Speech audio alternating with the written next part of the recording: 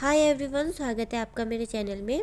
तो जैसे कि आप सभी लोगों को पता है, SSC की नई वैकेंसी आ रखी है, जिसके लिए मैंने 60 डे जीके चैलेंज किया है और आज इसका जो है डे 14 है। अगर आपने अभी तक की वीडियो नहीं देखी तो आप चैनल में जाके देख सकते हैं या प्लेलिस्ट से भी देख सकते हैं। तो चलो स्टार्ट करते हैं आज की वीडियो को इसी के साथ। आज की वीडियो में हम देखने वाले हैं भारत की नदियों से रिलेटेड सभी इंपॉर्टेंट क्वेश्चन। तो स्टार्ट करते हैं अभी। आज का हमारा पहला क्वेश्चन है, भारत की सबसे लंबी नदी कौन सी है। तो सबसे बेसिक क्वेश्चन है, भारत का सबसे लंबी नदी कौन सी है, तो वो है गंगा नदी। तो इसमें जो हमारा ऑप्शन बी दिया गया है गंगा, वो सही हो जाएगा। गंगा नदी जो है भारत की सबसे लंबी नदी है, ऑप्शन बी।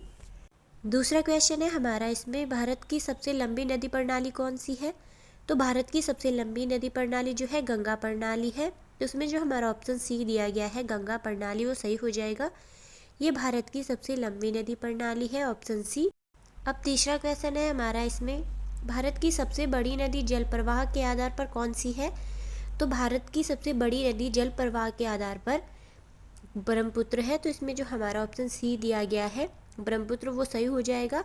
इसका जल प्रवाह अधिक है, इसके आधार पर जो है सबसे बड़ी भारत की नदी यही है, ब्रह्मपुत्र। अब है हमारा इसमें चौथा क्वेश्चन, गंगा नदी का उद्गम स्थल कौन सा है। तो गंगा नदी का जो उद्गम स्थल है वो है गंगोत्री हिमनद से। ये गंगोत्री ग्लेशियर से आती है और अगर एग्जिट जगह पूछे तो गौमुख से आती है, जो कि उत्तरकाशी में है। तो इसमें जो हमारा ऑप्शन ए दिया गया है गंगोत्री हिमनद, वो सही हो जाएगा। यमुना नदी का उद्गम कहाँ से होता है। तो जो यमुना नदी है उसका उद्गम स्थल इसमें पूछ रहा है। तो यमुना नदी का उद्गम जो है यमुनोत्री से होता है। तो इसमें जो हमारा ऑप्शन बी दिया गया है यमुनोत्री, वो सही हो जाएगा। यमुनोत्री से जो है यमुना नदी का उद्गम होता है। अगर आपको वीडियो अच्छी लग रही है तो जल्दी से वीडियो को लाइक कर दीजिए और चैनल को भी सब्सक्राइब कर दीजिए, क्योंकि चैनल अभी बहुत डाउन जा रहा है। अगला क्वेश्चन है हमारा इसमें छठवां, ब्रह्मपुत्र नदी भारत में किस नाम से जानी जाती है।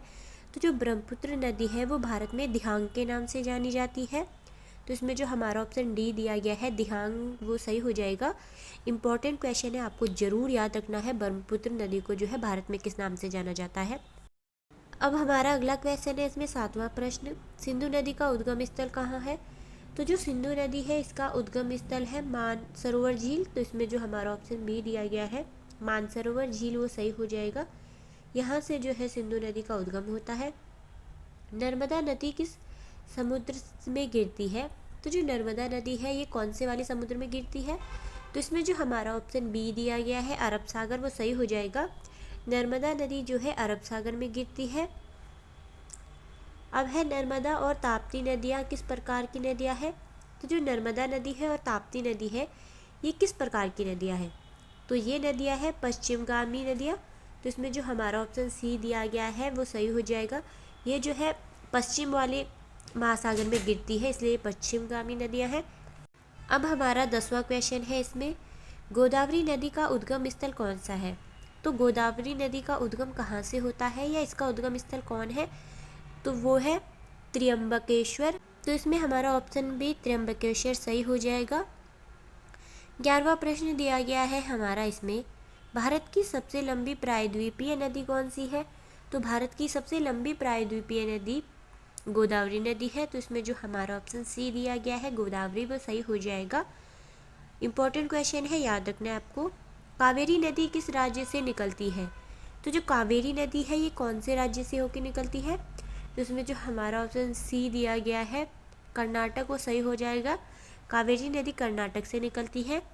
अगर आपको क्वेश्चन पहले से ही आते हैं तो आप कमेंट में ज़रूर बताना कि आपको कौन कौन से क्वेश्चन आते थे और कौन कौन से आपने नहीं सीखे। तो अब अगला क्वेश्चन है हमारा, महानदी नदी किस राज्य से निकलती है। तो जो महानदी नदी है वो निकलती है छत्तीसगढ़ राज्य से। तो इसमें जो हमारा ऑप्शन सी दिया गया है छत्तीसगढ़, वो सही हो जाएगा। अब है कृष्णा नदी किस समुद्र में गिरती है। तो जो कृष्णा नदी है वो गिरती है बंगाल की खाड़ी में। तो इसमें जो हमारा ऑप्शन बी दिया गया है बंगाल की खाड़ी, वो सही हो जाएगा। यहाँ जो है कृष्णा नदी गिरती है, ऑप्शन बी बंगाल की खाड़ी। अब अगला क्वेश्चन है हमारा इसमें 15वां प्रश्न, ताप्ती नदी का उद्गम स्थल कहाँ है। तो जो ताप्ती नदी है इसका उद्गम स्थल है सतपुड़ा पर्वत में। तो उसमें जो हमारा ऑप्शन बी दिया गया है सतपुड़ा पर्वत वो सही हो जाएगा। यहाँ जो है ताप्ती नदी का उद्गम स्थल है, ऑप्शन बी सही हो जाएगा। 16वां प्रश्न दिया गया है हमारा इसमें, भारत की किस नदी को दक्षिण की गंगा कहा जाता है? तो दक्षिण की गंगा किस नदी को कहा जाता है? तो वो कहा जाता है गोदावरी नदी को। आपको ये क्वेश्चन जरूर याद रखना है, ये मोस्ट इम्पॉर्टेंट क्वेश्चन है कि भारत की किस नदी को दक्षिण की गंगा कहा जाता है, तो वो है गोदावरी। गंगा ब्रह्मपुत्र डेल्टा को क्या कहा जाता है?